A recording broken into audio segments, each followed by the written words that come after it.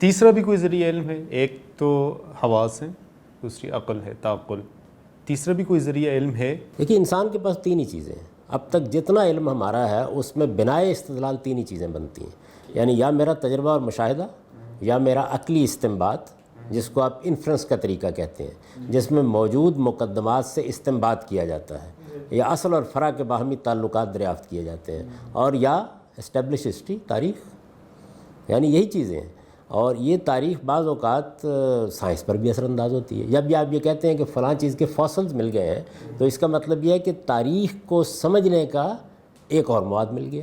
جب ہم کہتے ہیں فلاں جگہ پر ایک مخطوطہ دریافت ہو گیا ہے تو اس کا مطلب ہے کہ کسی کتاب کے بارے میں جو ہم اس سے پہلے گفتگو کر رہے تھے اس کی تصدیق، تصویب کا ایک نیا ذریعہ دریافت ہو گیا ہے. تو اگر آپ غور کریں یہ تاریخ میں نے بہت وسیع معنی میں بولا ہے، یعنی ماضی کی کسی چیز، خواہ وہ جمادات سے متعلق ہے، خواہ وہ انسانوں سے متعلق ہے، خواہ وہ نباتات سے متعلق ہے، اس کا کسی کبھی ذریعے سے ہمارے علم میں آ جانا.